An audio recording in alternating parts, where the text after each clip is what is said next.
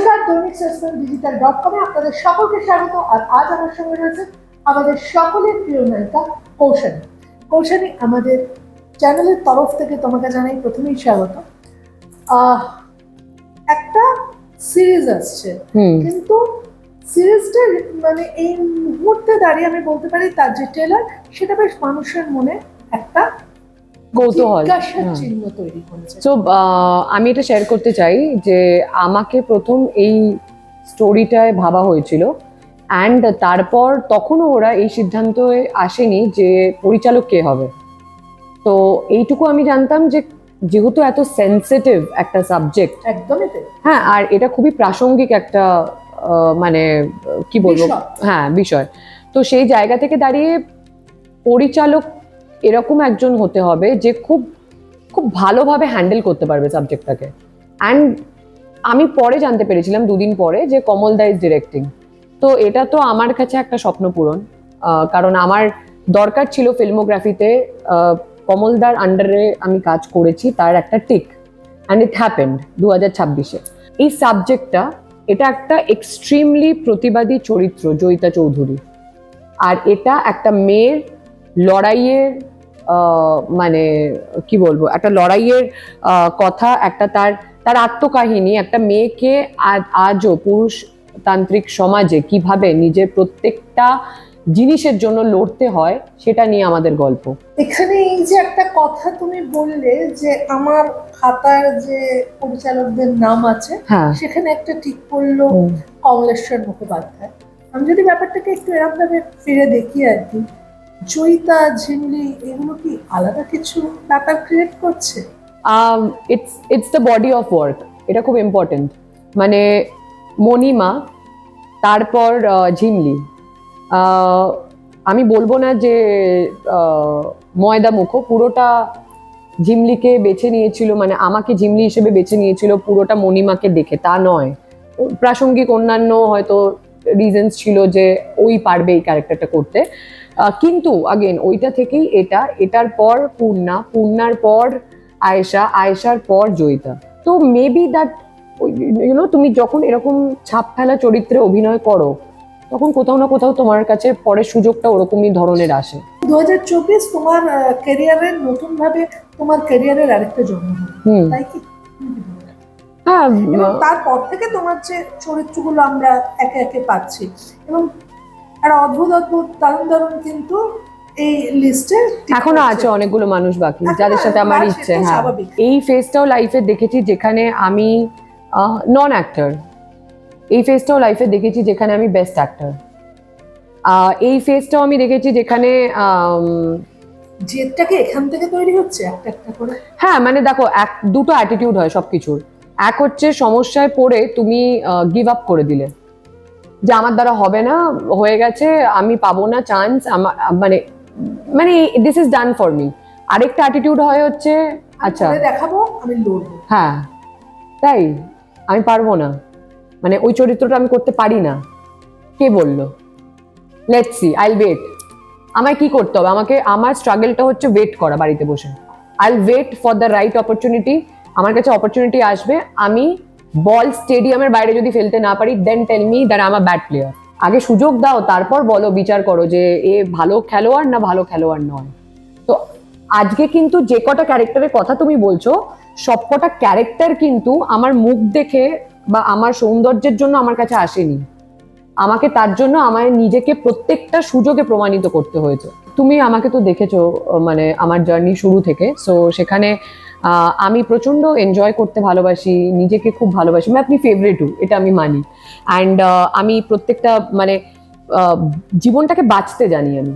তো আমার আশেপাশের মানুষকেও আমি পুরো আমার মতন করে, মানে আমার এনার্জি, আমার ইয়ে দিয়ে মানে এনজয় করে কাজ করি। এই কাজটার সময় আমার টিমের লোকেরাও আমাকে জিজ্ঞাসা করছে যে চলো না একটু গল্প করি দিদি।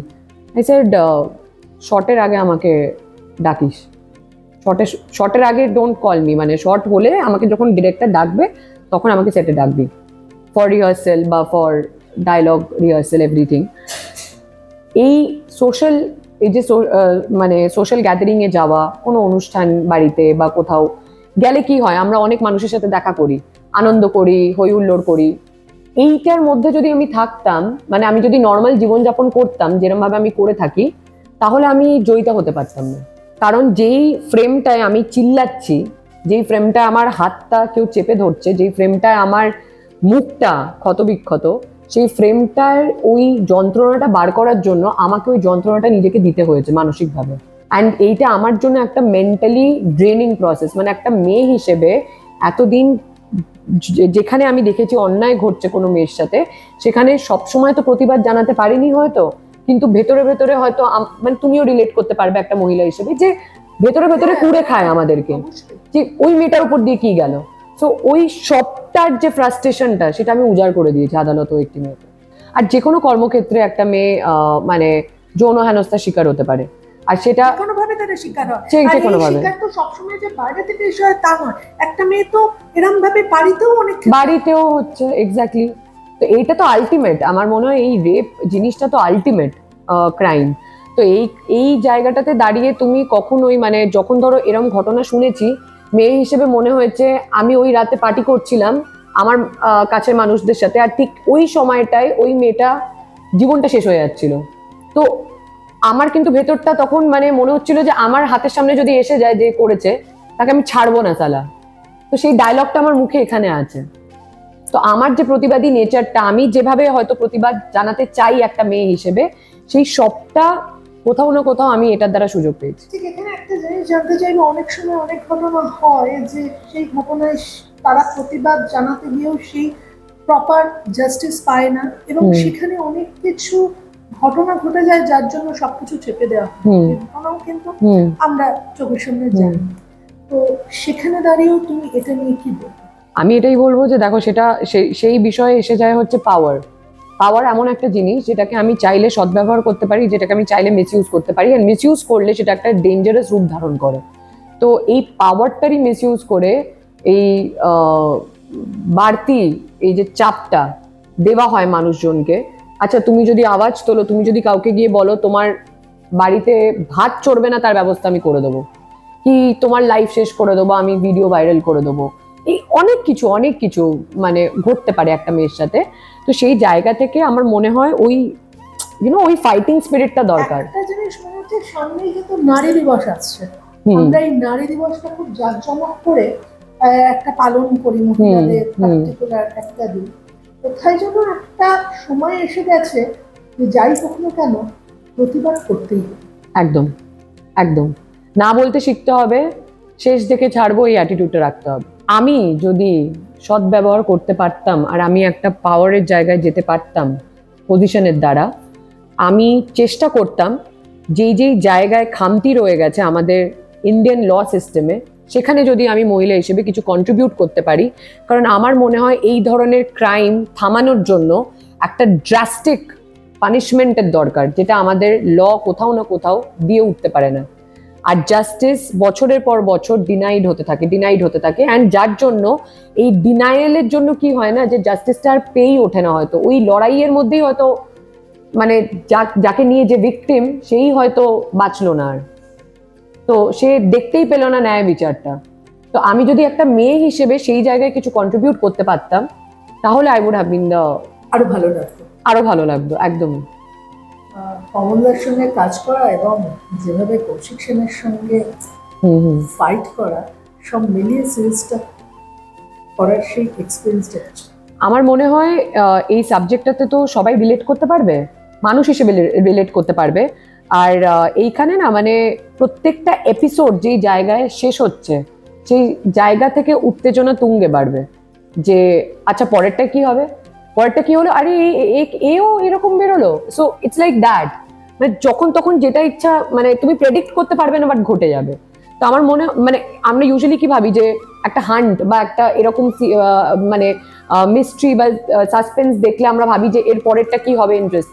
এই সাবজেক্টটার মধ্যে এত টুইস্ট এন্ড টার্নস আছে যে তুমি হয়তো যেটা ভেবে আসছো সেটাই নয়।